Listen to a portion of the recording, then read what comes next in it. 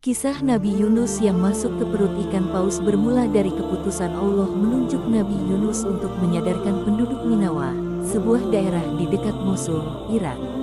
Sebab, kala itu, penduduk Ninawa tidak percaya terhadap Allah. Mereka hidup dalam kekafiran.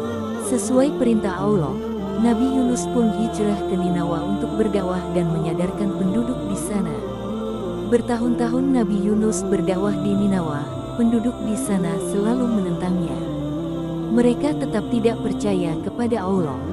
Setelah berdakwah cukup lama, mereka juga tidak mau berubah untuk menyembah Allah. Menghadapi penolakan tersebut, Yunus menyerah dan memutuskan pergi meninggalkan Ninawa, padahal saat itu Allah belum mengizinkannya. Nabi Yunus seraya memperingatkan mereka akan azab Allah yang akan datang seiring kepergiannya. Rupanya, apa yang diperingatkan oleh Nabi Yunus kepada penduduk Ninawa benar terjadi. Setelah kepergiannya, langit tiba-tiba gelap gulita. Kemudian, datang badai dan angin kencang yang menumbangkan pohon dan membuat batu-batu terlempar. Penduduk Ninawa yang ketakutan kemudian bertobat kepada Allah. Mereka pun memanjatkan doa agar bencana itu berhenti.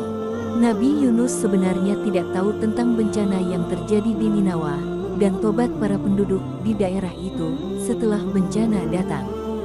Sebab, Nabi Yunus sudah telanjur menaiki kapal dan berlayar di laut. Namun tiba-tiba, kapal yang ditumpanginya diterpa gelombang besar.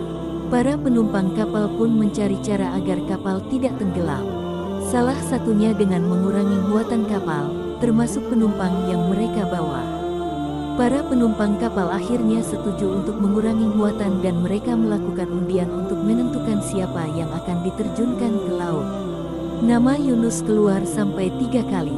Akhirnya Nabi Yunus menyanggupi hal itu, lalu ia loncat ke laut. Ketika Nabi Yunus masuk ke laut, tiba-tiba datang seekor ikan besar seperti paus menelannya. Nabi Yunus masuk ke dalam perut ikan tersebut dan tidak bisa keluar sama sekali. Allah sengaja memerintahkan ikan tersebut untuk melahap Nabi Yunus dan membiarkannya berada di sana agar ia tersadar. Maka dari itu, ikan tersebut tidak melahap daging dan tulang Yunus.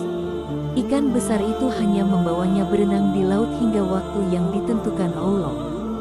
Di dalam perut ikan, Nabi Yunus sadar bahwa ia sudah bertindak sebelum mendapat izin Allah. Maka dari itu, ia bertobat seraya terus berdoa meminta ampun kepada.